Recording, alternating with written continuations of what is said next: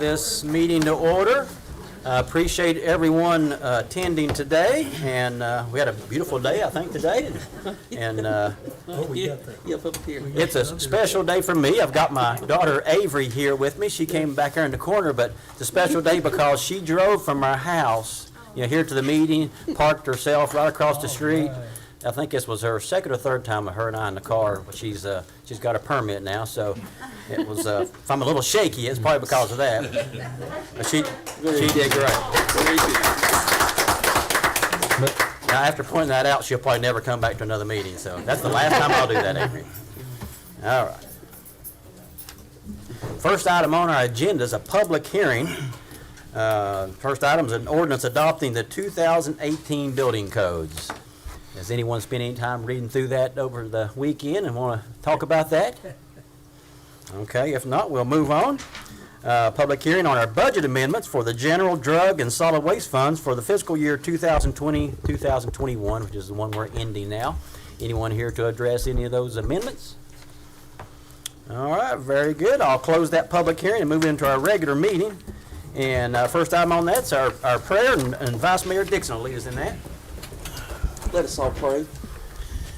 Dear Lord, we come to you with grateful hearts, and we're just so, again, appreciative, God, unto you, from whom all blessings flow. God, we grateful for the health and the strength that you provide us from day to day. We're thankful people, Lord God, because we live in a great country. We're a thankful people, Lord God, because we have so many tremendous freedoms. And God, there's people, God, in the world that would yearn to have what has been bestowed unto us. We're grateful for the community in which we live. We're grateful for the camaraderie. We're grateful for the sense of inclusion. We're grateful for the open mind, God, of neighbors helping each other. And God, as we gather this evening, we ask, God, that you guide our hearts and minds as we are servants trying to make this community just a little bit better. We want to do your will and want to love your people. That's what you've asked us to do, is to love our neighbor as we love ourselves. God, these and other things we ask in your name, Jesus, we pray. Amen. Amen. Thank you, Adam. Ruth, who do you have to lead the pledge today? Mr. Zach Jenkins. All right, very good.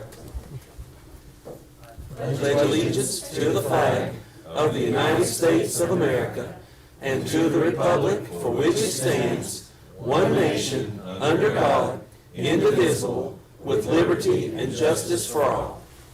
Thank you, Ruth. Thank you, Zach.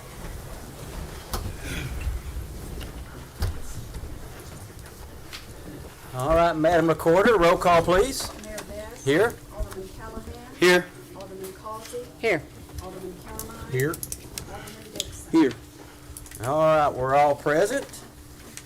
And we're going to move into our consent agenda, and we're going to make a few tweaks to that.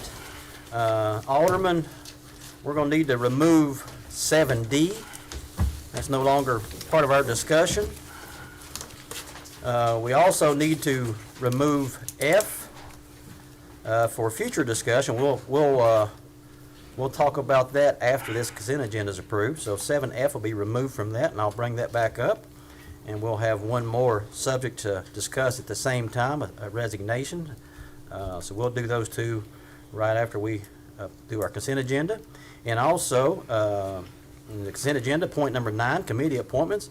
I'm going to move that to our regular agenda, and I will bring that back up after your all's comments, and we'll discuss those. So, Alderman, if I get a motion to approve those changes, I appreciate it. So move. Motion to approve from Alderman Callahan. Second. Second from Alderman Causey. Any discussion? Call for the vote, Madam Recorder. Alderman Callahan. Aye. Alderman Causey. Aye. Alderman Calamine. Aye. Alderman Dixon. Aye. All right, Alderman, on our consent agenda, I guess I should ask you, is anything that any of you would like to have removed from the consent agenda to discuss separately? If not, I'll take a motion to approve the remaining items on the consent agenda. So moved. Motion to approve from Alderman Countermine. I'll second, Mayor. Second from Alderman Dixon. Any discussion? Call for the vote, Madam Recorder. Alderman Calamine. Aye. Alderman Dixon. Aye. Alderman Callahan. Aye. Alderman Causey. Aye. All right, very good. A lot of those were personnel items, and we also agreed to a concession agreement with the Persimmon Ridge Soccer Association. And A few other things I'll address there during the mayor's comments. And now we're going to move on to our regular agenda. And we're going to bring up our 7F that we would discuss, which is our position to approve a administrative assistant.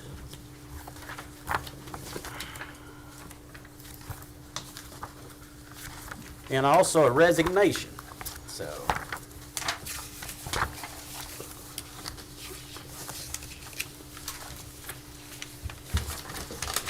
Alderman, you can see we need to do the resignation first. With regrets, Billy Chestnut, her and Dean are moving to Florida, and we can wish them well down there. Dean's been excited about it, but he's also expressed, a love for our area, and I'm sure he's going to come back often. But they're moving to start a life down there in Florida, and we wish him well. And Alderman, if you will, let's accept this resignation. Got a motion to approve from Alderman Callahan, Second. second from Alderman Causey. Any other discussion? Call for the vote, Madam Recorder. Alderman Callahan. Aye. Alderman Causey. Aye. Alderman Counterline. Aye. Alderman Dixon. Aye. All right, now I think we can address the 7F. As you see, the recommendation there is to appoint Kelly Honeycutt to that position. Alderman, do you have any questions or comments about that? Jim, is anything else I need to do on that? No, sir. Mayor, move to approve. Motion to approve from Alderman Dixon, Second. second from Alderman Countermine. Any discussion? Call for the vote, Madam Recorder. Alderman Dixon. Aye. Alderman Counterline. Aye. Alderman Callahan. Aye. Alderman Causey. All right, motion carried. Now we're going to move on to our financial report. And I always like to point out, getting to be a broken record, but really our, sales tax collection in Jonesborough continues to be strong. I think we're going to finish up the year over 15% over last year, which is just unheard of. We had a great year last year and just a solid year this year. And honestly, with the vibrancy happening here in town, it's probably going to continue on. Didn't quite think it'd be that strong this year, but it's just a testament to our businesses and our people, and really just the attractiveness of our town. But we came in up about $215,000 again, which was second best we've had in the history of the town. So things are bright there, and hopefully, we're in our new budget year. We've been blessed as a town, and hopefully we can bless the community in some other ways. So great news there. Alderman, any comments from you all about the financial report? If not, I'll take a motion to approve it.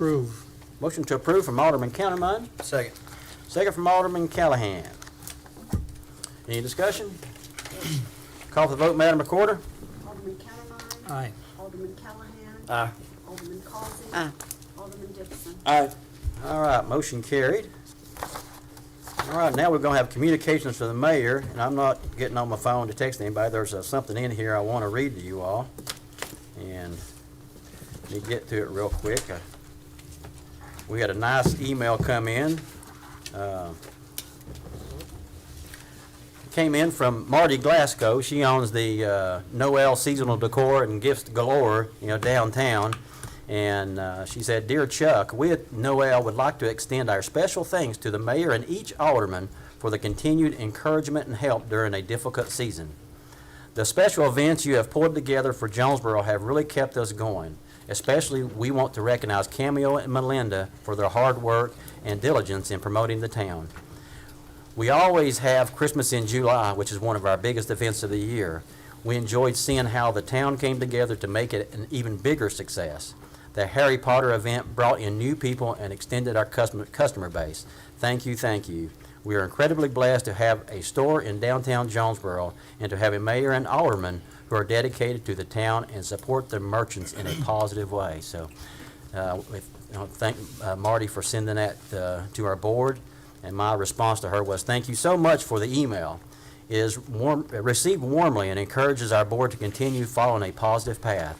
I certainly agree we are blessed to have Cameo, Melinda, Amber, and our marketing team, and also the participation of JAMSA, our town staff, because really our public works guys pitch in tons during our events, and park and rec guys, our town staff, and our business owners themselves. None of it's possible without business owners. I said positivity breeds more positive actions. So thank you for Marty for sending that, and board, thank you for your leadership. Next thing about the Harry Potter event, I knew it was going to be a great event because I kept getting phone calls, people saying, "Hey, can I get some tickets?" I'm going, "Hey, I don't have tickets." And I said, "I think you can just show up down there and just be dressed as Harry Potter, and they'll let you in." And so I know we had a lot of people, coming from Bristol. I got phone calls from Bristol wanting to get tickets, and I said, "You really don't need tickets unless you're going to come there for the food and samples inside the stores." I said, "But you can enjoy everything down there." And so it was great to just see young and old enjoying that event, and it tied in with Christmas in July and all the other things we do, and just really tied in with our downtowns.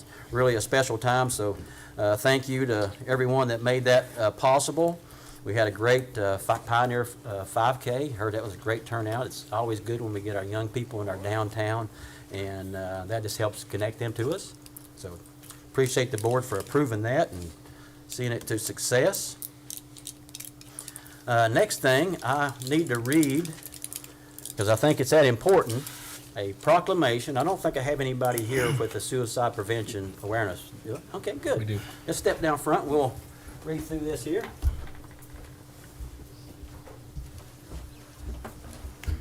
I wasn't sure if anybody was going to make it or not, but I appreciate you being here.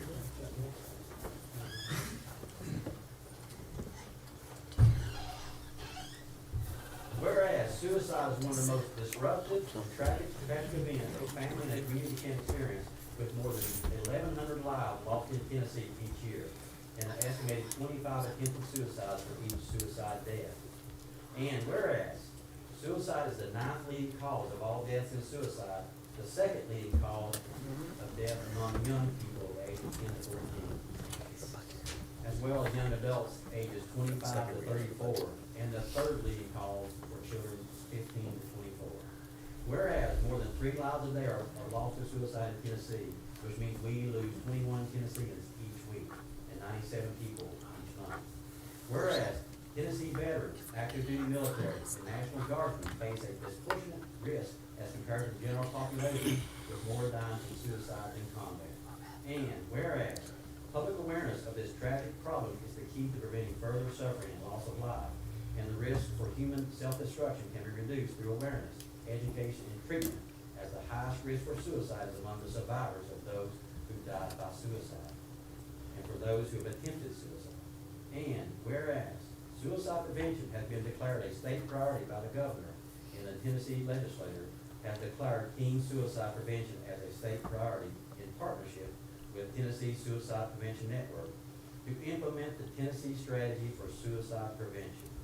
And whereas Tennessee is a national leader in the effort to prevent suicide, being one of the first states to develop a suicide prevention and evaluation plan covering the lifespan.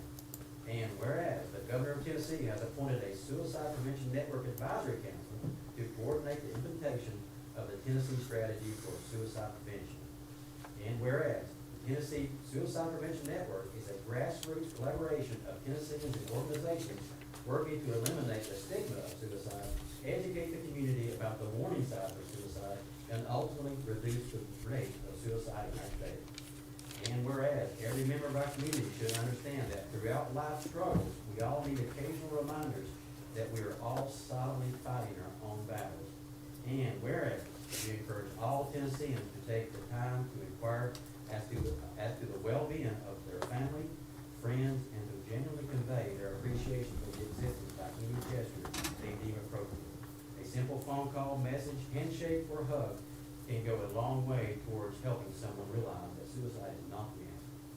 And now, therefore, I, Chuck Vest, Mayor, in behalf of the Jonesborough Board of Mayor and Aldermen, do hereby proclaim September 2021 as Suicide Prevention Awareness Month in Jonesborough, Tennessee, and do urge all citizens to work to prevent suicide and raise awareness and tolerance around all people affected by this tragedy. Well, thank you for coming. Anything you'd like to say to us? Yes, of all, just thank you for having us here, and just very thankful for this town and this community that helped us with something that we have. I appreciate you all continue to make us aware of it every year. I think we've been together, I think, 4 or 5 years, I can remember, so we really appreciate that.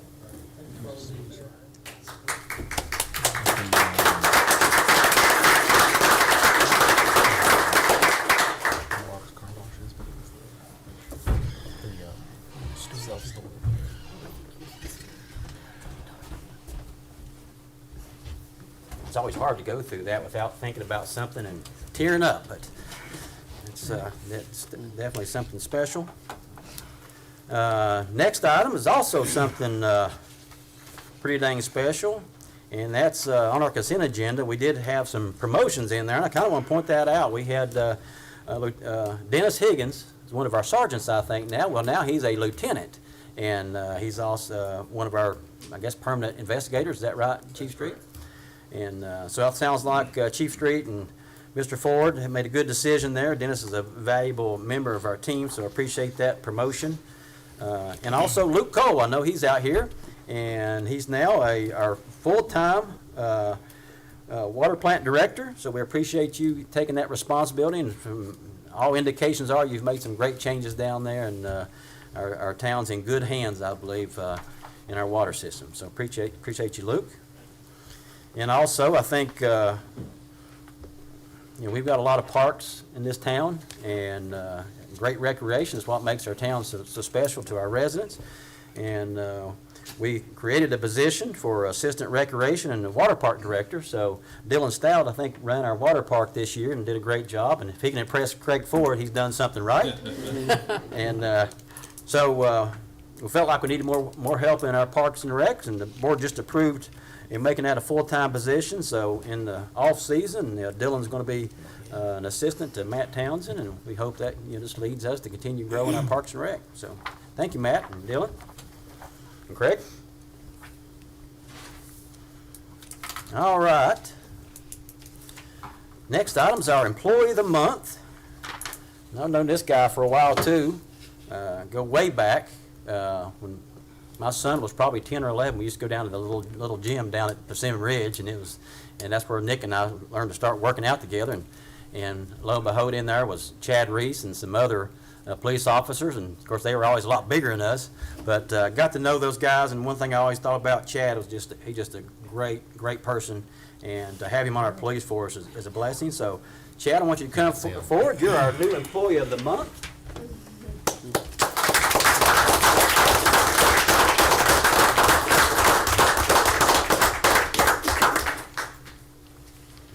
Hold that. I'm going to read what Mr. Townsend said about you. Yeah.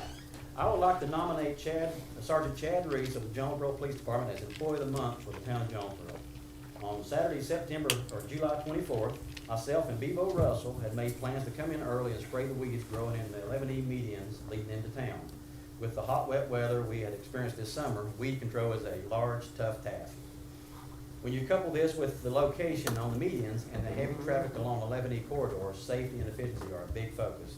That morning, Sergeant Reese offered to provide us escort as we sprayed, ensuring our safety, as well as allowing us to move quickly along, saving us valuable time and limiting any traffic obstruction to drivers. Thanks to his willingness to assist us, we were able to get it done in 2 hours earlier than expected. And more importantly, we were able to do it safely. There is no doubt that Sergeant Reese not only provided this escort, things would have taken a lot longer if not, costing us time and payroll expense. So we in the Park and Rec Department greatly appreciate Chad keeping us safe and proudly nominate him as Employee of the Month, Matt Townsend. So, Chad, appreciate you doing that for us.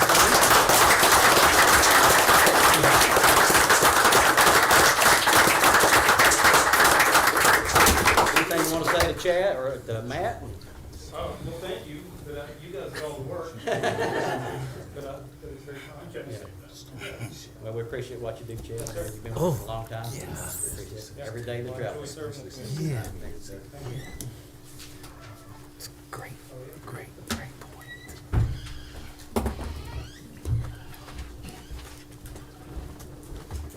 All right, this will be my last thing, I promise. Those are important things right there, as is this. We moved one item from the consent agenda, and that was committee appointments. That's one pleasure that the mayor has, is to nominate people, and one great thing we have here in Jonesborough is great people. So I had the opportunity to make some committee appointments, and one little thing I did I think might have upset some people, but it's probably more about a little bit of inexperience there, and I think Zach and I talked, and it's probably a little bit just something happened. Dr. Kennedy, when he was there many years, he was always calling me and calling me and calling me, and so Zach and I are not quite as experienced as Dr. Kennedy, but one thing about committee appointments, they're all have term limits, and whether they're for 2 years, 3 years, and 5 years, and at the end of those terms, if we want to get new people involved, we need to have new appointments. And we had somebody's term expired, and I knew of a person that had peppered me with emails and messages and questions for years about things happening downtown, ways we can improve things, and whether I agreed with her or not, I responded to her, and there's times we didn't agree with each other, and she would respond back, but we always were cordial with each other. So when that position on a historic zoning board came open, that was the first person I thought would be a great match for this person, and all indications are from people I've talked to, she's going to be well received. Just a great person, someone who's going to speak up and make good decisions for us. So that's going to be one of the nominations that hopefully the alderman will take up here soon. But not renewing a term, it's not something that happens often, but it's something that on occasion we need to do. I'm sensitive to the fact when I hear of people with complaints and protests in other towns, I listen to those, and I don't want to see those same things in Jonesborough. And during the whole uproar up around Johnson City, you heard the talk about, the committees up there were, the good old boy networks, that you couldn't get appointed to a committee unless you knew somebody, that there wasn't enough turnover in these committees. And I'd spend my time looking through, the park and rec committees up there and things like that, and it's names that I knew from way back, and I know they've probably been on there 30, 40 years. And so new people come into our area, and people who want to get involved, they don't have opportunities if there's not some turnover in there, or if when terms end, new people begin. And so, it's not something that's, going to be it's not a pattern, but it's things that when we have the opportunity to get somebody new involved who's not on any committees, we can't be afraid to, get those new people involved. So I apologize for any uproar that might have started, but that's the gist of it. And that's all I've got, Alderman. I'll turn it over to you guys. Any communications you guys have with the community? Terry? I was gonna say we have setting a meeting date for a called meeting, Okay. and Mr. Ford threatened me to tell you this. I'm just kidding, but I meant to mention that Shell Road, one of those long-standing road improvement projects, I was looking is forward to talking about that. being improved. Yeah, So that's good if news. anybody thought we were never going to get around to it, we have. So That's good we've news. done according to it being funded, and we're operational right now on making that improvement. Very Man, good. you and Craig, you took Adam's thunder. You're going to bring that up. Were you waiting for that? I was prepared. See, set me up again. I have stars here. I was prepared to talk about it. He gets me at budget First few meetings. things you can add, Adam. There you go. There you go. But All no, right. glad to see that. Well, we'll back up then, and we'll go to setting a meeting date for a called meeting. I think we could have dual reasons for that called meeting. We're trying to replace a valuable person sitting down at the end of our desk right here. This might be her next to last meeting, maybe, unless we, tie her up and keep her here. We've got rope. Yep. So we're searching for a town recorder, which is our director of finance, chief financial officer, whatever how you want to call it. Very important positions. One of the top 3 positions in the town. So we're hoping to have somebody that the alderman can consider here soon. I think that's one purpose of a call meeting. And also, Jim, I think you had something, right? Yes, sir. I'm going to talk a little bit in my comments about the agreement with the county that we talked to you about before on the waterline crew, but there will be a contract that will need to be looked at before the county commission meets if possible, which is the 23rd. So we'll more than likely have these two things as part of this agenda on this called meeting. I guess if one item can't be discussed or is not ready, then we're still fine. So Glenn? And one other one, we want to move forward if, assuming that the first reading of the budget goes through, want to have a call one so that we don't have to wait till September. There's and 3 have to potential prorate. things to talk about. Yes. So we need to, Okay, what's the time you've been looking at, Glenn? if we send out notice, especially on the budget, if we send it out by the 13th, which is, Friday the 13th. Get it done a day early, okay? Yeah, we might want to turn it in early. If we do it by August the 13th, then we'd be able to have a called meeting on the 23rd. Okay. We have to have 10 days. I'll be out of town. I'll be out of town the 20th through the 25th. Okay. Or 25th. 26th? 5/25. 25th? I think Stephen's going to the 25th. Are you, right? you back on the 25th? Yeah, I'll be back the 25th, yeah. Okay. So 25th, anybody got any issues with the 25th? That's, Well, I won't be back until so 26th is what we need to 26th, look at. first day. So how about the 26th? It's a Thursday. If it's a morning, could we do morning? Because afternoon, I teach. Morning, good for you? Jim said we need it before the Oh, 23rd. that's the other one needs to be before. I don't think we're going to be able to do both because Okay. you've got to give 10 days notice, is We that have to do right? 10 days for the budget. So that will preclude, unless you did it the morning of the 23rd, which of course, you've got Alderman Countermine out of town. So we may have to have, it's possible, we might have to have a second call meeting. Or we could wait until after the commission meeting. The reason we wanted you all to meet before was in case you made any changes, because the commission would be a full month Yeah, I later. think we should meet before county Yeah. commission. So we'll, and I also like that from a, since the county mayor's not here, I'll say it, so from a negotiation standpoint, you're better off if you make the changes you want before they take it up. Yes, we prefer that. So we can, how many, so you just need us to have a meeting before yours, and that can Yes, be The week, it could be the week before. like the before- 18th or 19th, 20th? You Actually, leave on the 20th, is that right? Yeah, that's correct. So it need to be the 18th or 19th. got a potential problem on the 18th, but I'll be out of town. 18th? 19th. I'm coming 19th. back on the 19th. Going north, see my family. Okay. What time you get back, 19th? I could probably make an evening meeting on the Okay. 19th. How about the evening of the 19th? Is that good? Think we got it? All right, Alderman? Okay. We'll have a call meeting August What time? 19th at But that's for, 7 o'clock. The 7 o'clock. 23rd for the budget, do they want morning? Is that what? 7 o'clock, 7 p.m., August 19th will be our first one. okay, so August the 19th at 7 PM called. And then can we go ahead and set the one for the second reading of the budget? And we're thinking the 26th is best for If- that? If that, Will you be here? Yeah. if that works, so the 26th 26th? works. But we need to be, Morning. Morning. Mhm. I'll be here in the morning. okay. Let's What say day? 8:30, What date? Phew, that's the early. 26th, At what time? 26. 8:30 a.m.? Can we make it 8? I'm supposed to be over at ETSU at 9. Okay, yeah, 8 AM? 8 a.m. Okay. All right. We got August 26th at 8 a.m. and August 19th at 7 p.m. Thank you.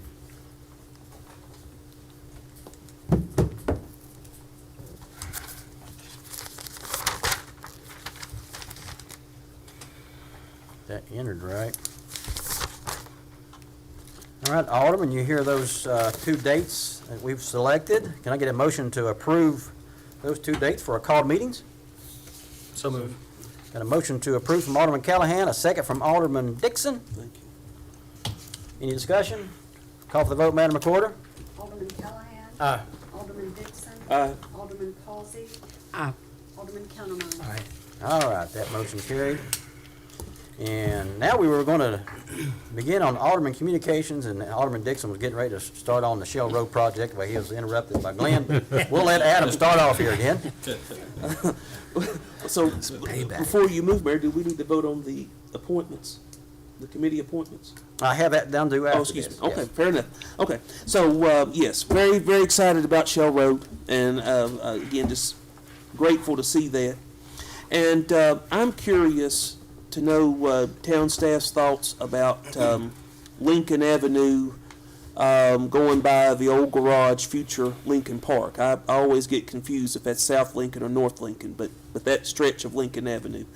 I've heard from a couple of residents there about the need for speed bumps, people going up the hill, going very fast. And so I'm just wondering, as Lincoln Park develops, will we see a need or feel a need for speed bumps on Lincoln Avenue at some point? Do you want me to address that?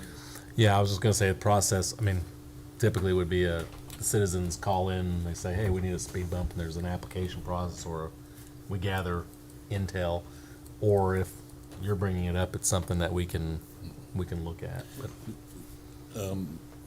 Alderman Dixon, that has actually been looked at before. We even had some discussions on making the actual entry to that park off of Jefferson or Longview on that side, and maybe even closing that other side. So I don't think a definitive answer has been there. One of the issues with I know Director Highsmith has done some traffic counts on North Lincoln, and the speeds are higher. One of the big issues is just from an engineering point of view, that's a very steep decline going down that hill, and it makes it a lot more difficult. And there you get to a point to where it's not feasible to do that, because they almost become a launching pad, so to speak. So I don't have an answer at this point, other than it has been studied, and we would probably just have to talk to the engineer to see whether it's even feasible to install any speed tables on that stretch of roadway because of the steepness of that decline on that hill. Appreciate that. Thank you, sir. I was gonna say, if not speed tables, we can always look at maybe an alternative, kind of what they call a road diet, where it's just makes the speed less just by adding certain elements. All right, Adam, anything else? No, sir. Terry, you got anything? Well, the 5K Saturday night was really well done. Yeah. I applaud Davy Crockett and whoever did that. They had a lot of people down there. Well, that's an important fundraiser for them. I think that's how they get their uniforms, and that's Yeah. important. Yeah. So, it's always neat to see the young people down there. Yeah, there was a lot of them. All right. Virginia, Stephen? You want? Good. All right. All right, thank you, Alderman. Now we'll move on to the item that moved down the consent agenda, our committee appointments. Had a couple of terms expire, and we had some issues there during 2020 when it was kind of an erratic year, and kind of missed a couple. But we have, I would like to nominate Kelly Wolf to the JRT Board of Directors. It's a 3-year term. It would expire June of 2024. I've also nominated Susan Fowler. She lives here downtown, and a lady I spoke of earlier, to the Historic Zoning Commission, to a 5-year terms. I think Kelly does great work with the JRT and really enthusiastic about it. And Susan's excited about what she can do with the Historic Zoning Commission, and I think she's well thought of by many of the members. And then on the Planning Commission, these are 3-year terms. We have to have two members that are live in the county. They can't live in our city limits, which is a little bit unusual on some things.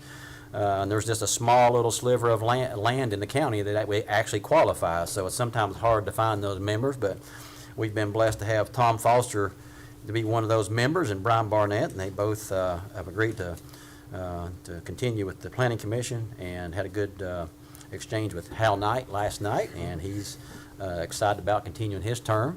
Hal's somebody that can always trust to make good judgment and ask good questions. He's always prepared. So those three gentlemen to the Planning Commission.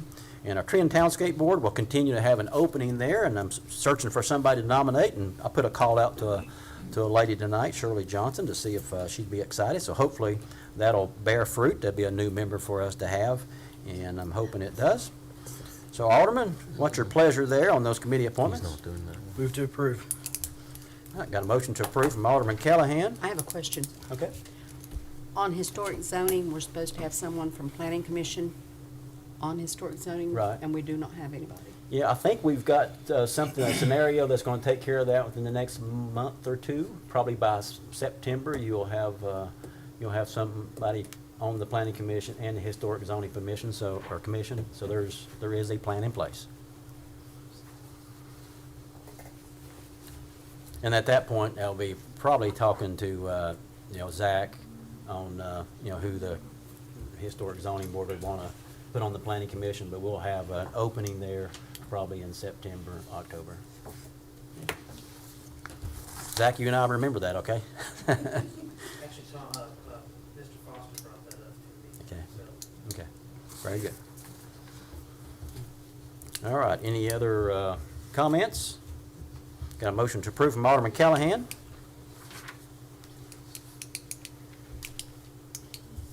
Get a second to approve? I got some calls just like you do, and the process concerns me, that of how it happened, especially because there are several people that have served for a lot longer on the historic board than Mr. Jarman. And for Zach not to be contacted, for you not to be contacted, I just urge us to do a better job with that, Mayor. Yep, I agree. So I'll second it. All right, thank you, Terry. Got a second from Alderman Countermine. Any discussion, Alderman? Call for the vote, Madam Recorder. Alderman Callahan. Aye. Alderman Conermine. Aye. Alderman Causey. Alderman Dixon. Aye. All right, motion carried. Now we're going to get into our town attorney comments, so thank you, Alderman. And Mayor, the only thing I'll follow up a little bit on the agreement, it has, both Glenn and Kevin and I have been meeting with and negotiating with the mayor, county mayor, and the county attorney, and that has gone extremely well. Everything we've asked, they've tried to accommodate, and we'll continue that discussion. So I imagine having a draft to you all pretty soon for you to look at and address any questions back to either Glenn or I, and then we'll finalize that with the county attorney. There's several things that the language just needed some work, and this was late last week. She got us a revised draft Friday, but she and I have not had a chance to sit down and go through that, then to get back with that full group. So we've got one more round before we'll be ready to get something to you all to look at. Then we'll take any questions you've got back to them. Okay. All right. Thanks, Jim. Ideally, we, the Aldermen, have enough time to digest it all, so let's hopefully sir. have several days to look at it. It is an important project where the town of Jonesborough is going to partner with the county to provide water to areas that doesn't have it now, so it's really an important project, but we also want to be good stewards of our town and our workforce, our leaders. All right, thanks, Jim. Next item is citizens' comments. If someone lives in the city limits of Jonesborough, or you have a business or pay water, we'd be happy to hear from you. So, anyone like to address our board tonight? All right, very good. Thank you. Appreciate you being here and being concerned about our town. Next item on the agenda is our old business. It's discussion and possible action concerning second and final reading of an ordinance adopting the 2018 building codes. Move to approve, Mayor. A motion to approve from Alderman Dixon. Second. Second from Alderman Countermine. Any other discussion?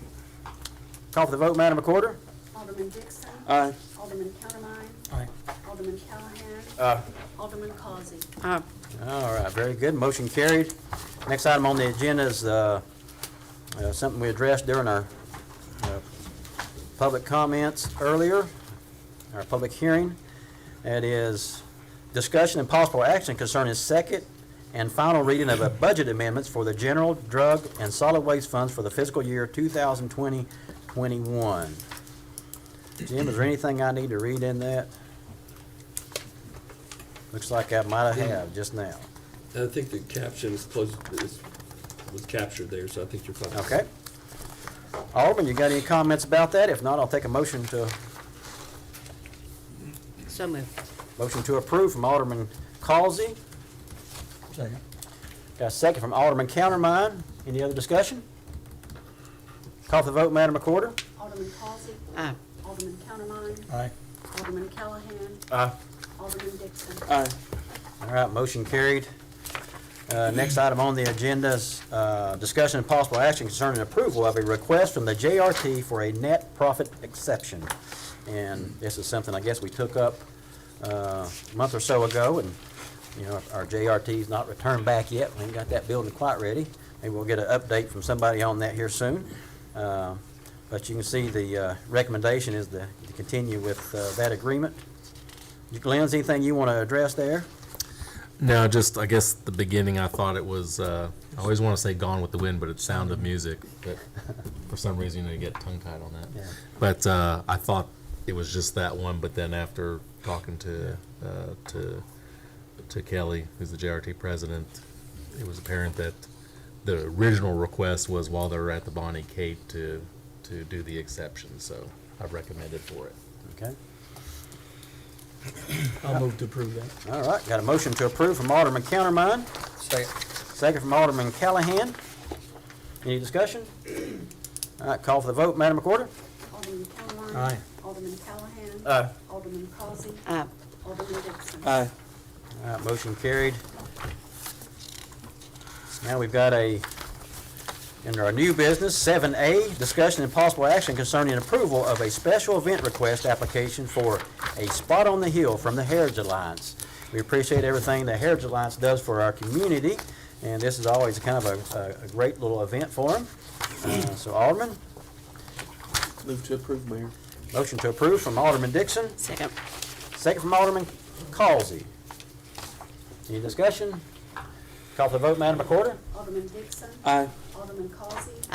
Alderman Callahan. Aye. Alderman Countermine. Aye. Motion carried, and thank you for holding that. Next item on the agenda is discussion and possible action concerning approval of a lease agreement with the Norfolk Southern Railroad for the Chuckey Depot. Tell you what, whenever you're negotiating with the railroad, you better be ready. That's right. So I guess you was probably involved in that, I'm sure. There's not much of a thing called negotiation with the railroad. Yeah. It's take it or leave it. You get railroaded. Yes, sir. But it's actually probably fairly reasonable, $600 a year for leasing some land around the Chuckey Depot Museum down there, probably one of the most beautiful structures in East Tennessee. So that's certainly good news that we get something worked out and continue on with that right there. So Alderman, got any questions or comments about that? If not, I can take a recommendation for points 1 and 2. So moved. Mayor, can I just add one thing? Yes. We want to do it subject to insurance, whatever we vote on. It was sent to public entity partners on our Okay. insurance end, just to make sure that the insurance is reviewed and approved by our. Okay, as you can see, you got recommendation 1 and 2. We can add in there to make sure, subject to the review by the insurance company public entity partners. That'll be part of the recommendation 1 and 2. I get a motion? So moved. Motion to approve from Alderman Causey, Second. second from Alderman Countermine. Any discussion? Call for the vote. Madam Recorder? Alderman Causey. Alderman Countermine. Aye. Alderman Callahan. Aye. Alderman Dixon. Aye. All right, motion carried. And I'm going to change up the agenda just a little bit here because we're kind of getting into where we're going to be discussing some budget stuff. So everybody's welcome to stay around for that because it is important. We're going to be setting the budget for the year going forward and hopefully make some positive changes there. So I'm gonna move up 7G. That is discussion and possible action concerning approval of an ordinance use permit for Tennessee Hills Distillery. And I've been privy to some of the future thoughts and plans for that area of our town. It sounds exciting. We've got Mr. Scott Andrews here, who's the CEO of Tennessee Hills. And Scott, do you mind getting up and telling us what your plans are? And Well, thank you for the time, and I've been pondering what do I say, because what we do is, it's not necessarily unique, and I've gotten to know Scott Neiswanger quite well in the last 6-8 months, and he even flew me to Purdue to study their research foundation to help sculpt the research corporation that just recently launched at ETSU, and I've been asked to be on 2 executive committees there by Dr. Nolan in conjunction with that. And people look at businesses and they just think it's just a business. And my wife Daphne, I'd be remiss not to include her in this kind of discussion, but we've been building companies for almost 30 years now, and I was building them for a few years before that. And we've scaled several companies nationally, but in the last 15 years, we've developed an elite level of kind of coaching. So not only do we build a business, I really don't tackle a business project anymore unless it's centered around what I call a rugged entrepreneur. And I'm not, with no hubris, I'm just a redneck from Western North Carolina who didn't grow up so much tough. My dad grew up pretty tough on a farm, and he passed a little bit of it on to me. And I did write a book that got published this last year called The Rugged Entrepreneur, and it's a classification of entrepreneurs that I've studied for about 30 years. And it gets down to a nitty-gritty type of work ethic. And my real passion, thank goodness Daphne supports it, because we really have built over 50 companies together now. And right now we currently own about 20. And I was thinking today, because we quit counting a long time ago, across 47 states, I think we employ about 2,000 people. And just 2 years ago, we didn't have any employees in the Eastern Tennessee area, and now I think we have about 30, and we moved 2 companies here. We started 2 or 3, and we have acquired a couple. And I met a young lady today, Ashley Shutt. She's founded Arrow Advertising about 5 years ago, and she's a young, rugged entrepreneur that wants us to take on a coaching project with her to help her scale that business, because she's at the point I call being a juggler, where you're doing all the books, you're doing all the day-to-day operational work, you're managing a handful of employees, you're in charge of sales, you're in charge of the product you produce, and you're in charge of the complaint department, HR, and everything else. So you're just a juggler, and you got a great business, but you have no way of knowing how do I get it a little bit bigger. And we were fortunate just to look up what were the best top 10 things to do in Johnson City, Eastern Tennessee, and like probably thousands of people do, you can't help but see Jonesborough, because you guys are so historic, and you've, especially the historic committee people that are here, and Dr. Kennedy, have forgotten more about the history, and I'm a history buff, and I'm learning a bunch about it. In fact, we've been approached by ETSU to help merge our cultural spirits museum that we want to do on the spirits industry in Tennessee with the Railroad Museum. I've met with Fred Alsop about that several times now, and the cultural, the Appalachian Cultural Museum. So they want us to look at combining 3 into 1. And I think they really believe that what we're doing with Rugged American Spirits in Tennessee Hills is the most exciting piece. But I think the railroad's pretty cool too, and your railroad piece over here is awesome. But a year and a half ago, we Googled it, and the #1 thing to do in Jonesborough was to go see Tennessee Hills across multiple ratings. And that's a pretty strong thing when you look at a town that has this rich of a history. And Daphne and I've had lunch with Kieran and the Storytelling Center. We're going to try to do some things. So I'm setting this up to give you a perspective, which I got to meet with you and Joe Grandy and Mayor Wise on. The 8-mile stretch from Founders Park in Johnson City to not really the end of Main Street, but about the end of Main Street where tourists go when they come here to see this great city, this great town. Right now, as we speak, between public, the citizens of Jonesborough's investments into things you guys are doing, the same thing in Johnson City, but right now, between public and private money, and I'm including what Grant Summers and his dad Rab have done with the model mill and what we've done now in Johnson City, $100 million has already been committed with city's already voted yes to their 30 million in Johnson City. You guys have voted yes to a bunch that's already ongoing here in Jonesborough. But that's just an 8-mile stretch. And I challenge people to look at where in an 8-mile stretch do you have $100 million? And the road project in Johnson City is just getting ready to break ground. So how much more private money is going to be put into that? The Walnut Street redevelopment plan and the Ash Street Courthouse that the state just put $5 million back into the budget for. And I was a part of writing a letter requesting that, and we've had a lot of help from Jonesborough to write a grant, a historic grant for what we'd like to do with the Parsons table. I'm waiting dearly every day. I think I'm gonna get an email. I haven't gotten one yet, and it's the first time I've ever applied for a grant. And we had a lot of help from Donna here. She should get credit for all of the legwork in that. It was a big stack of papers that I was incapable of putting together by myself, and Bob Browning as well. But I wanted you to hear that, to understand what I would tell you now and tell you how serious we are in what we would like to do. But it's got to be something, obviously, that's good for the city, good for business, good for tourism. It's easy for us as business owners to believe we should know what's good for business, but if all business owners knew that, 55% of them would make it past the 5-year mark, and they don't. We've kind of proven that we're capable of that with multiple companies now. And I don't say any of that with hubris. We've learned our success lessons by having a lot of failures. And we've learned how to work with good people by choosing people that weren't so good.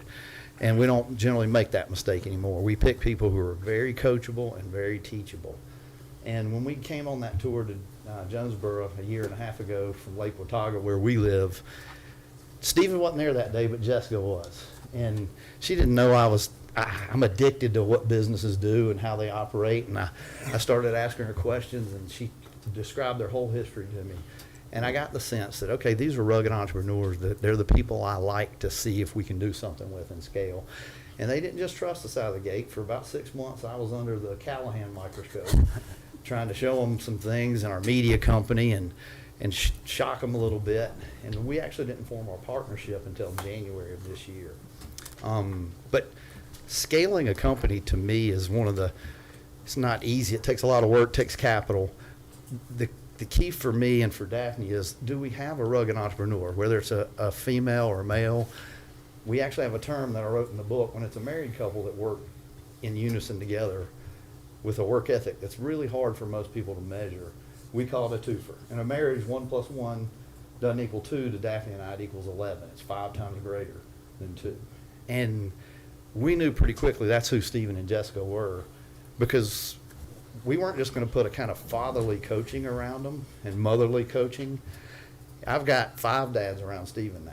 And just in the last, it's probably been a month and a half since Daphne and I met with Marcy on the porch with some of her neighbors. And we've had lunch with Dr. Kennedy, and he's been very helpful in giving us some guidance on the possibilities of the Partnerson's table, all the way to cutting trees down at the stump that were growing out from underneath the foundation, because I didn't know what to do, and he's forgotten more than I'm going to know about historic stuff. But there's just been a lot of elevation. So a part of our plan, and only God knows if all these things are going to come true, but a couple of them already have. So the puzzle pieces have started to fall together. We'll see if the rest do. But our long-term plan, and generally I would not advertise something like this because it doesn't behoove you for getting the best price on things. But our plan, if it could be worked out, I don't know how many of you are familiar with the Richmond Hill Inn in Asheville. But it started out as a historic bed and breakfast, and they added to it. It's a very iconic spot. It's on the north kind of mountainside going into Asheville from the north off I-26. It's on the right before you hit Westgate. And it's very iconic. It's very nice. Well, I envision at some point in time, it's several years down the road, but ultimately what I'd love to see, and we've worked on some projects like this in other states. We've got footprints with buildings in Columbus, Ohio, Jacksonville, Florida, now here in Johnson City, Tennessee, and a couple other states. But I'd love to see a Richmond Hill Inn type, too small to be a hotel, 30 rooms, something in that neighborhood, but a very 4-star historic historically done a real inn where people can come to Jonesborough, stay in Jonesborough. And I know you have bed and breakfast here that are really good already. I would think something a little bigger could serve the town very well. And our goal, and it's really why we leaned into the Parsons table so strongly, is we looked at the historic nature of what Tennessee Hills feels like. That some brands, and we own a media company, we moved here, and we're very good at experiential brand building. We're going to do a TV show, kind of like Man vs. Food, where Steven's the main character. We're going to visit distilleries and breweries around the nation and highlight their history and their culture. And every one of those episodes is going to highlight Tennessee Hills. And it's going to draw more people here than you already get. You're one of the rare towns, I'm not telling you something you don't know, that you draw more of your revenue from sales tax than you do from property tax. And I'm sure the citizens love that, although Tennessee's a pretty low property tax place across the board. But long term, we'd like to marry those things together because it's already iconic. And if you haven't noticed it already, we did open a brewstillery. We actually trademarked that word because it's not a real word. And we've had hundreds of people there so far. I had to meet with Frank Woods today to tell him why we weren't ready to do a distribution agreement with him, because we can't, we don't know how much the demand is, but we can't make enough product, both at the distillery level and at the brewery level. But we know that's good for the brand building. We've got some things in play here that I believe fully are going to make Tennessee Hills a national brand. And the importance of that is how much of that money gets cycled back into which communities in that 8-mile stretch. Because our goal is for almost all of that, and getting to know Scott, earn, return. We chose Tennessee. We thought our permanent home was going to be northern Florida. We still have a home there. And we chose Lake Watauga in eastern Tennessee to say, hey, the second half of our life, Daphne and I, we're going to try to do all our return portion here. Because it's just an awesome place. I mean, it is a rugged, for somebody who wrote The Rugged Entrepreneur, it's a rugged culture, it's rugged people in a friendly way. And Jonesborough, being the oldest town, is the epitome of it, and we want that to be an origin point for all of this. So what we did with that brewstillery, it has 2 outdoor venues. ETSU leased me the building that used to be the old Johnson City Press paper storage rolling building. It has a mural on it. I approached them with a business idea to monetize that because they've never have. And we're turning that into an outdoor music venue dedicated to the Appalachian Study Program, which has country music, old-timey music, and bluegrass. And I've already had lunch with the chairs. I know Joe Bidwell, I'm on one of his committees.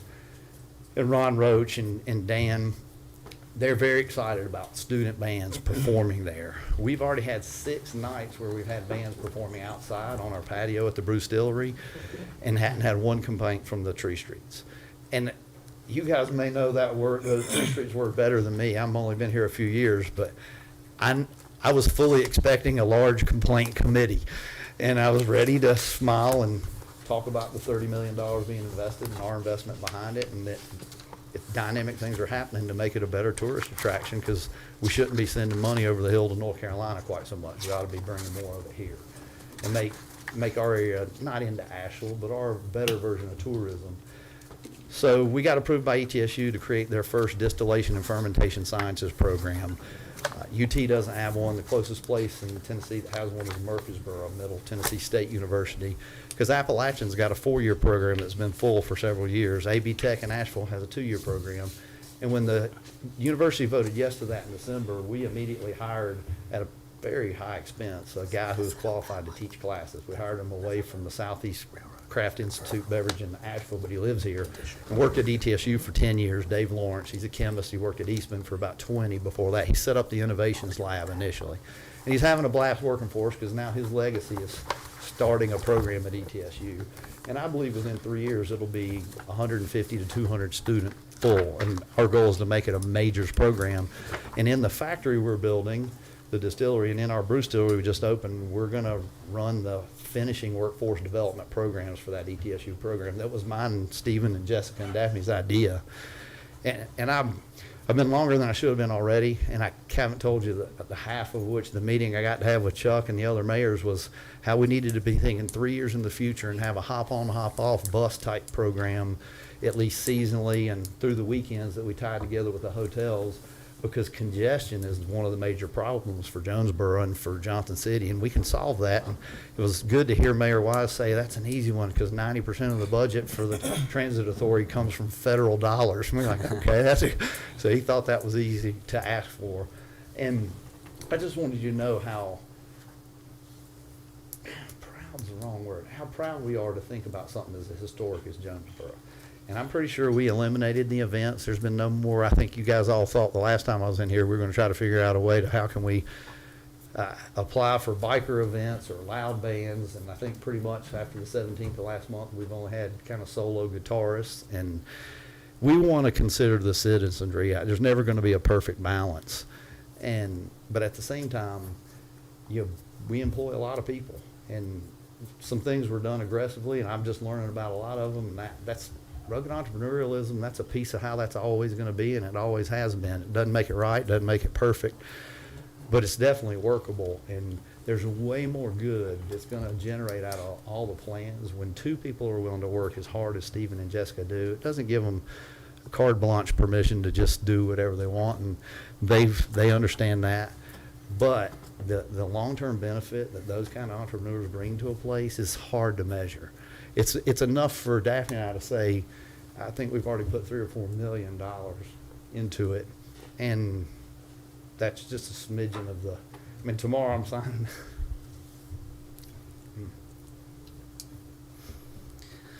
Tomorrow I'm signing a $7 million loan just on equipment. So, but that's going into a place in Johnson City. Here we have a vision for something different, and I'm not getting emotional because I'm up here asking you for that. I'm coaching a young man. You're going to blink twice, and he's going to be one of the most well-known people that ever came from Eastern Tennessee. And it's a lot of responsibility. But more importantly for the permission for this thing is because there was some aggressiveness, and you can see what a business does. And Zach's here. He's an expert chef in restaurant business. Most studies say that an outdoor area like that adds 30 to 60% to a food and beverage type business. So this last month or 6 weeks that hadn't been done, the people who got hurt weren't Stephen and Jessica, certainly not me. Didn't alter my pay, but the people who work in the gift shop and the bar, it certainly hurt them. And they make a living that's not easy to take a hit to. So we're not asking for anything special, and we're going to try to do everything as best and as right as we possibly can. But what we do ask for in this, considering this application, is to just get the same treatment. I'm sure it's been very good for the 3 businesses that have been given that same permit already, because they haven't asked for it to be shut down. And that's all we really want, what the Barrel House has, and Texas Burrito, I guess, and Zach's place on Main Street. And we're not on Main Street, so we have to consider our neighbors a little bit differently, but I think there's neighbors right behind the Barrel House on Main Street, because I know one of them. And we're just looking to improve that business. It's at the end. You probably saw it in the presentation, but I thought, oh gosh, they're getting a budget. You got something this thick, and we're that much of it. But we're the end point or the beginning point, depending on whether you park in that parking lot. If you park in that parking lot and you cross that street, you meant to go to Tennessee Hills. If you park in that parking lot and you want to go downtown, you don't even cross the street. You go down. The pathway's on the other side of the street. And for the last, I guess, 7 years, Stephen and Jessica have maintained this city property that's created the issue that all this needs to be done. Well, at their expense, they put in the patio, and I think the city approved that. They put in everything to match the sidewalk. They've maintained the bank in between their property and Marcy's house. Now we've brought in a professional team to spruce up the outlook of the Parsons table, and it looks a lot better than it did about 4 weeks ago. And it just gives you a visual of the kind of class we want to build something into. And we just want the same opportunity. And then I think similar to the promises I made to some people in this room that things were going to calm down and be improved, I'm pretty darn sure they have been. And we will look to be one of the biggest blessings this town has ever had. And do that with pride for what the town deserves to have, given what its history is in the state. So, thank you. Thank you, Scott.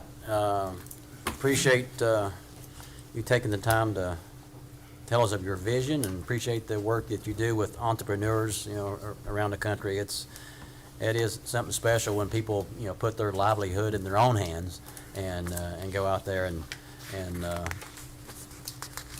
have the risk to fail, and like you said, a lot of times you fail, but you got to do that sometimes before you learn how to succeed. So appreciate that. I think the biggest issue that Now, you were last on the agenda, but as you can see, I moved it to the front because it's really important.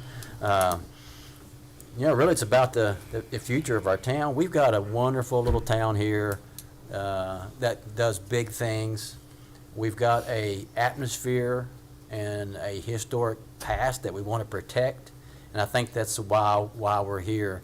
And I think from talking to you, I know what your vision is, and I think I know what is going to be successful for Tennessee Hills, and I do think it's something different than what it was 4 or 5 months ago, which is, as you say, entrepreneurs, they go head first, and then they wonder, well, maybe I should have done this.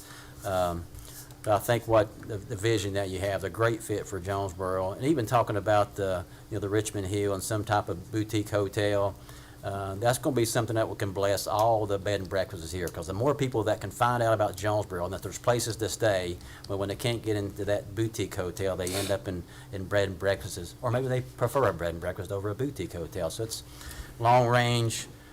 It should be great for our town. The big thing is we want to protect, what you said. You used the word class. We have an atmosphere here that's really, pleasant for visitors and the people who live here. And I do think it's a different atmosphere than what's going to be in Johnson City. And it's great. I think you're thinking along that lines, because I think that's the best avenue for success. So all that being said, I think appreciate you putting your time and energy into our town. And I'll turn it over to the alderman to see if they've got any questions. Anybody have any questions for Mr. Andrews? Or Virginia, do you have any questions for Scott or anything you want to add there? I don't have any questions, but I do have something I want to say. Okay. Well, Virginia she's always has great things to say. So let's. I would like to say that I know that this is not going to be a win-win situation. If we approve this request, we're going to have people upset. If we do not approve this request, I know we're going to have people upset. And I wrote it out so I wouldn't get stumbly. We have to take out the equation that there is personal dislike for actions in the past, and we need to look at this openly. The complaints about loud music, people on the sidewalks, have been taken care of. Ms. Hawley stated the noise level at night has gone down considerably after the tables were removed. I realize a lot of bad things have gone on between the owner and surrounding citizens. My understanding is that Mr. and Mrs. Andrews, Mr. and Mrs. Callahan met with Ms. Hawley, and they talked for a long time. Mr. Callahan addressed this at the last meeting, and I have not heard any more complaints, and I talked to Chief Street, and he said he hasn't had any. This is a request for outdoor use permit at Tennessee Hills, allowing tables and chairs outdoors. This request went to historic zoning, was approved for the furniture and fencing. The decision has to be made on the permit and not because of personal dislike for actions in the past. We should apply equal application for the request. This would give the town more leverage to enforce the law, and if cited with a violation, the board could take that into consideration. We should apply equal application and treat business owners all with the same consideration. We've already approved several downtown, and, there's no reason not to approve this one. I researched the code, reviewed the policies, and talked with more people on this item than I've talked to in a long time. And of course, by my history with the town, I know the codes, I know the charter, I know what to look for, and I did research a lot. I have really prayed that I make the right decision for this town as well as the residents tonight. I know that this policy states Main Street, but the board has approved businesses that's not on Main Street, so that is something that the board cannot use to deny this permit. I was taught all my life to give people the benefit of a doubt, and I truly believe people can change and time will tell.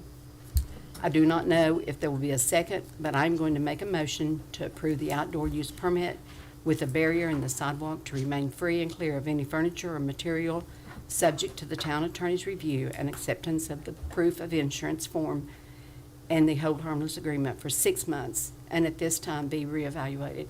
I also would like to include in this that the town administrator look at the policy and take out the automatic renewal, and that each year the applicant has to reapply. Okay, thank you, Virginia. I appreciate you, What was the last part? taking the time to write that out and put that much thought into it. No renewals. And, They have to approve it every 6 months, every year. Alderman, you heard, got a motion to approve with the certain. Recuse myself, Mayor. I think Mr. Callahan needs to recuse himself for this, so he'll be out of this discussion. And Scott, we'll have you on speed dial if we need you to back up here. So, Mr. Dixon and Alderman Countermine, you have any comments of your own, or a motion to second? No, I mean, I have some comments, but I Okay, don't have a okay. motion to second. Okay, let's hear you have your comments, or Adam? I have comments. Okay. I mean, don't we need to have a first and a second of something to discuss it, Council? Robert rules would say you need a second before you discuss, or the motion would fail, and you could still continue to discuss then. So may I get it in a second so we can discuss it?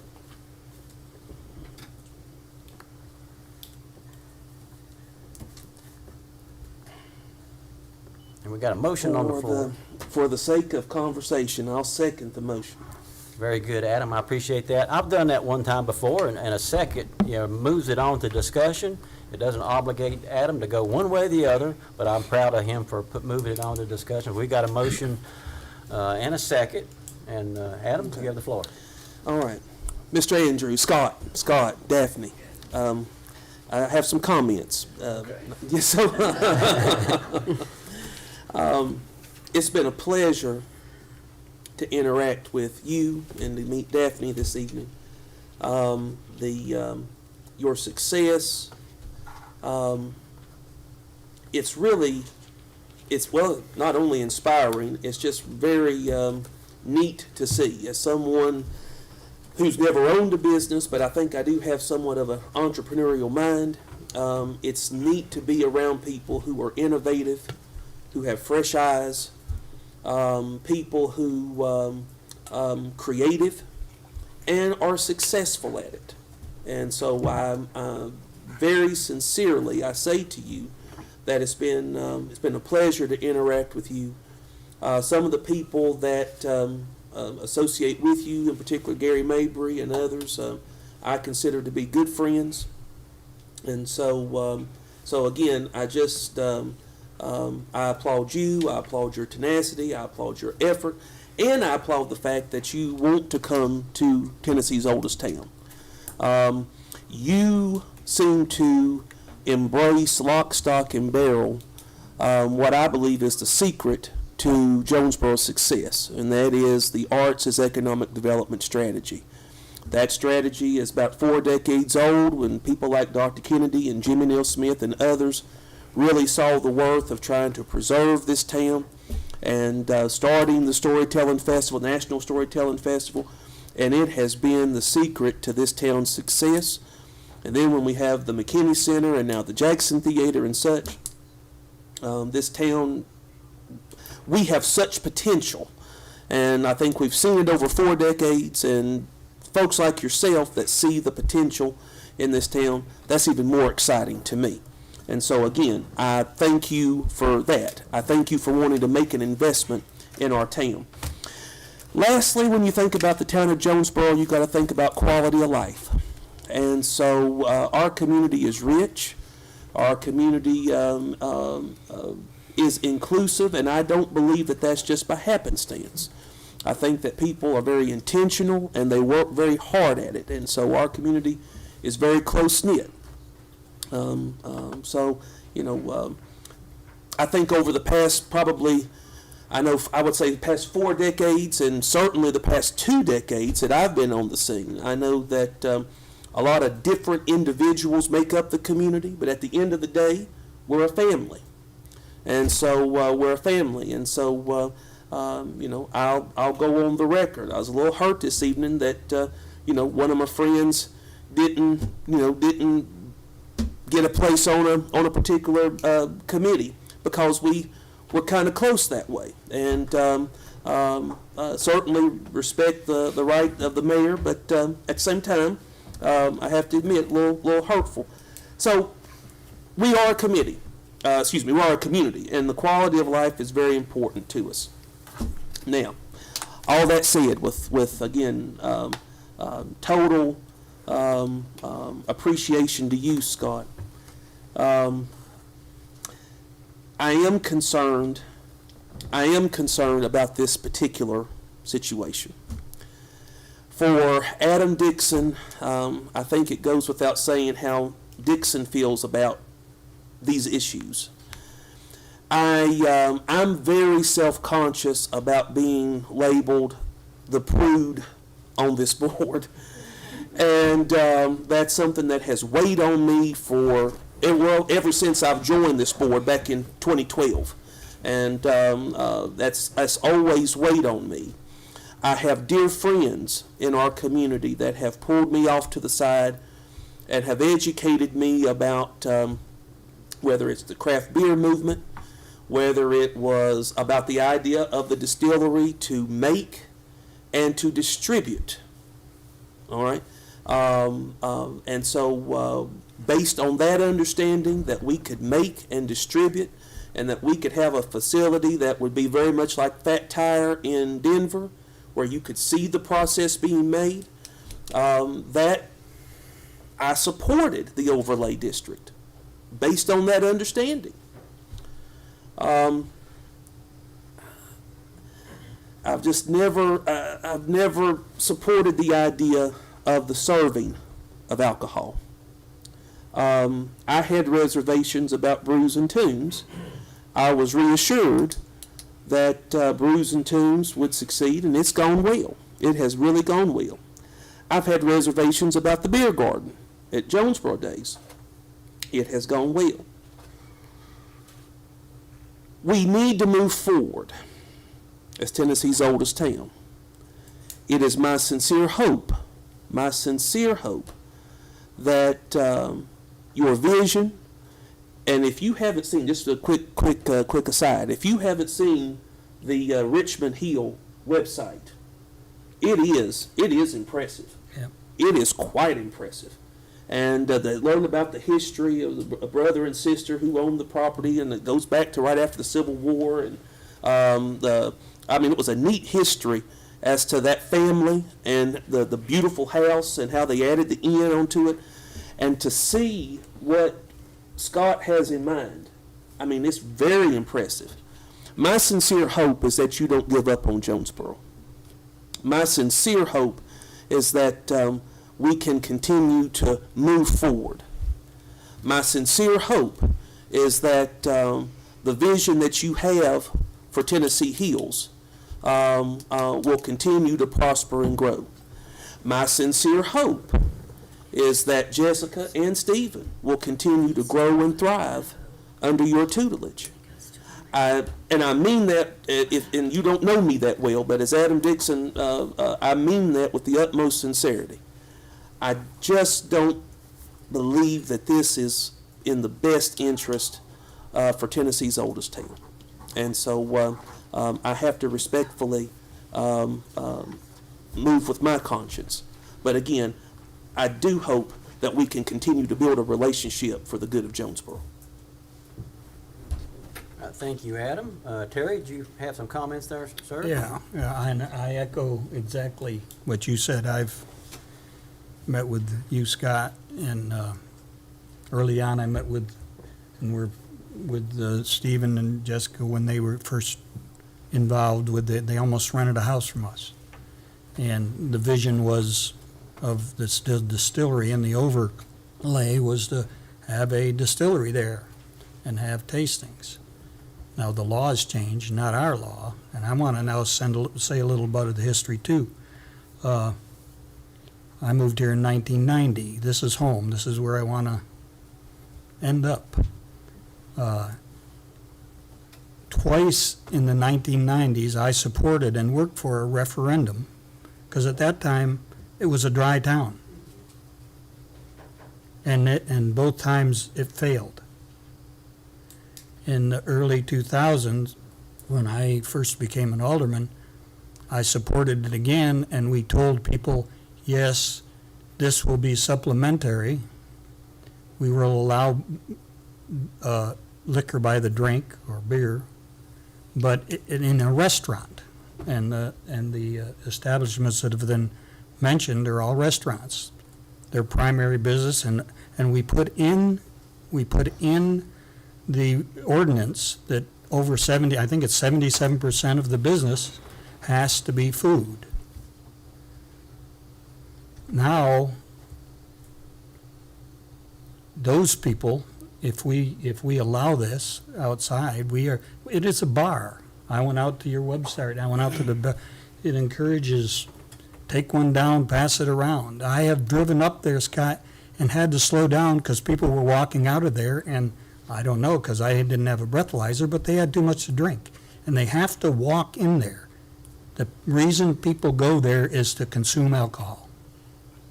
And if you look on the police websites, they tell you that if you have more than 2 drinks of 5% alcohol, that you probably wouldn't pass a breathalyzer test. And for people to sit there, as long as they sit there, and I've witnessed it, I drive up there a lot, not to spy on anything, just because I say to my wife, let's go bug the burg, and we drive around Jonesborough. And I have seen with my own eyes, and I've had a lot of other people tell me that people drink too much in there, and it is a bar. And when we passed the ordinance to allow liquor by the drink, we assured people that there wouldn't be a bar, where the primary reason for going there was to drink. And if you're open at 11, come in and start tastings, we're open, and stay open till 10, 11 at night, there are going to be some people that drink too much. And I personally, and let me say this, like Adam did, if you go to my house right now, you can find some whiskey in the cupboard, and you can find wine in the cupboard and beer in the refrigerator. I sang in bars working my way through graduate school. I met my wife in a bar. But I also have seen what it does to people when you have just a place where it's only drinking. I'm concerned about the public safety. That's not a safe place right there by that road. When you come down off of the hill and around that corner and having people there, or people walking, they have to walk across that street to get in there. And some of them, and then they have to walk. I've had 5 people tell me that they won't drive home that way anymore because there's people walking across out of there who have had too much to drink, and they're afraid they're going to hit them. And it's especially dangerous because if you come up over the tracks from downtown, you don't see anybody until you level off on those railroad tracks. And sometimes there's people in the road there.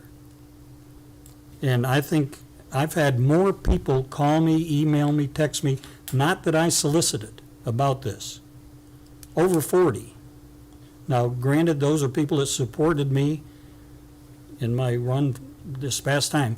They are not all gray-hairs. They aren't all old like me. Many of them were 40 or younger. Several of them, at least 4, own businesses downtown. They urge me not to support this.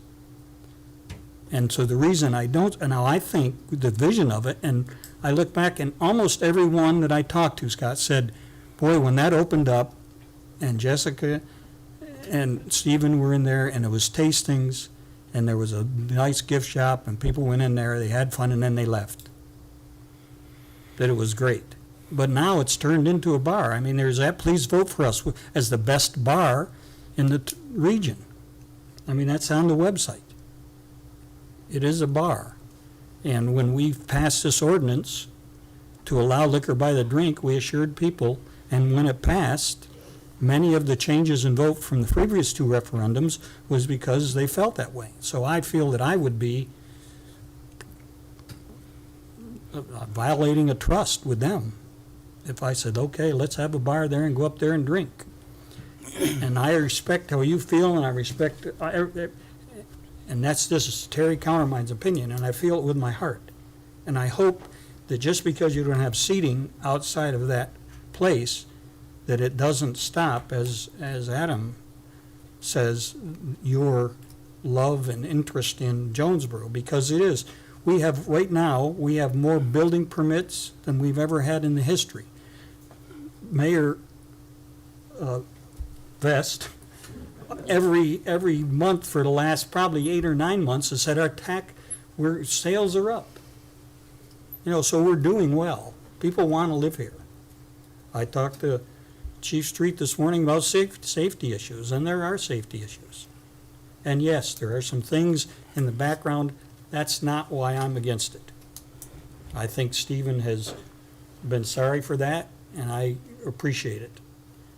But my heart tells me that this is, having a bar there where people go there just to drink is not something that's good for the quality of life in Jonesborough.